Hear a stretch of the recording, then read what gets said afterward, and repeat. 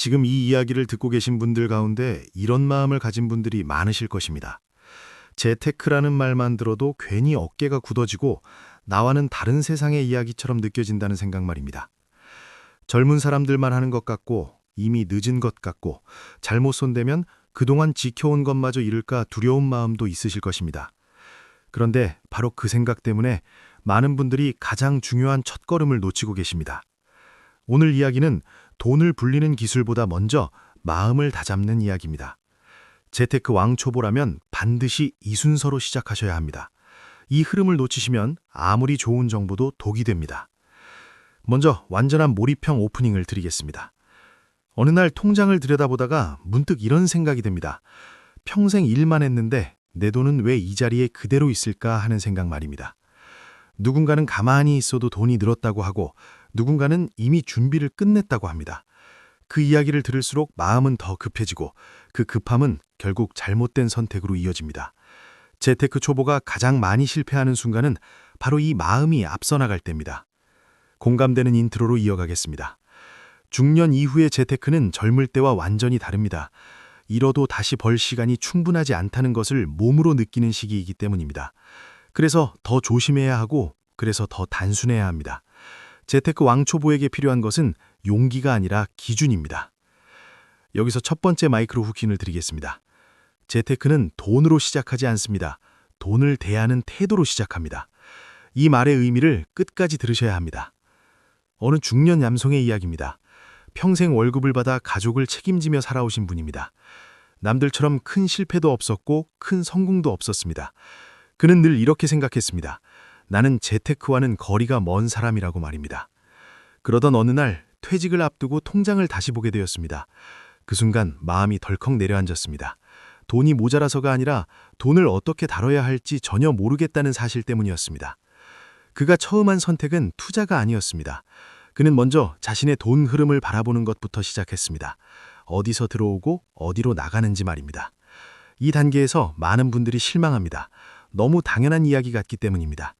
하지만 재테크 왕초보에게 이 단계는 가장 어렵고 가장 중요한 과정입니다. 갈등이 시작됩니다.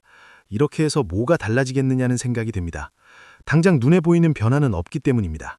그러나 이 과정을 거치지 않으면 다음 단계로 갈 자격이 없습니다.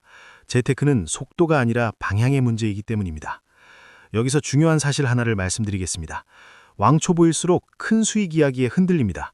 주변에서 누가 무엇을 해서 돈을 벌었다는 이야기가 들려옵니다. 그럴 때 마음이 급해집니다.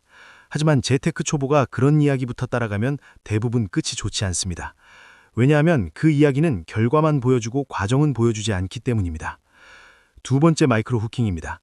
재테크에서 가장 비싼 수업료는 조급함입니다. 이 말을 가슴에 새기셔야 합니다. 앞서 이야기한 중년 남성은 작은 결심을 하나 더 했습니다. 절대 이해되지 않는 곳에는 돈을 넣지 않겠다고 말입니다. 주변에서는 너무 보수적이라고 했습니다. 하지만 그는 흔들리지 않았습니다. 이해하지 못하는 곳에 넣은 돈은 결국 밤잠을 빼앗아 간다는 것을 알았기 때문입니다. 재테크 왕초보가 반드시 기억해야 할 세 번째 단계는 생활을 흔들지 않는 범위입니다. 돈을 불리겠다고 삶의 균형을 깨뜨리면 그 재테크는 오래가지 못합니다. 처음에는 버틸 수 있습니다. 하지만 시간이 지나면 스트레스가 쌓이고 판단은 흐려집니다. 이때 사람은 잘못된 선택을 반복하게 됩니다. 즉각적인 반응이 나타나는 구간입니다. 이 정도로는 언제 돈을 모으냐는 생각이 듭니다. 하지만 재테크는 한 번에 인생을 바꾸는 일이 아니라 인생을 지키는 과정입니다. 이 관점을 바꾸지 않으면 아무리 많은 정보를 알아도 소용이 없습니다. 어느 중년 여성의 사례를 하나 더 말씀드리겠습니다. 그분은 재테크를 시작하며 가장 먼저 불안부터 줄였습니다. 빚을 정리하고 급한 돈을 따로 떼어두었습니다. 주변에서는 그 돈으로 무언가를 해야 한다고 말했습니다. 하지만 그녀는 말했습니다. 이 돈은 수익이 아니라 마음을 위한 돈이라고 말입니다. 그 선택 덕분에 그녀는 이후 어떤 결정을 하더라도 흔들리지 않았습니다. 여기서 또 하나의 중요한 클라이맥스가 등장합니다. 재테크 왕초보가 가장 먼저 가져야 할 수익은 돈이 아니라 평온입니다. 마음이 흔들리지 않는 상태가 되어야 그 다음 단계가 보입니다. 재테크는 지식보다 습관입니다. 매일 확인하지 않아도 되는 구조, 밤에 걱정하지 않아도 되는 선택이 중요합니다. 중년 이후의 재테크는 특히 더 그렇습니다. 크게 벌기보다 오래 지키는 것이 훨씬 어렵기 때문입니다. 마지막으로 꼭 드리고 싶은 말씀입니다. 재테크를 잘하는 사람은 특별한 사람이 아닙니다. 자신의 속도를 아는 사람입니다. 남과 비교하지 않고 어제의 자신보다 조금 나아지는 것을 선택하는 사람입니다. 이 기준만 지켜도 재테크의 절반은 이미 성공입니다. 이제 결론으로 가겠습니다. 재테크 왕초보는 이렇게 시작하시면 됩니다. 조급함을 내려놓고 기준을 세우고 이해되는 것만 선택하시기 바랍니다. 삶을 흔들지 않는 범위에서 마음이 무너지지 않는 속도로 가시기 바랍니다. 그 길은 화려하지 않을 수 있습니다. 하지만 가장 오래 가는 길입니다.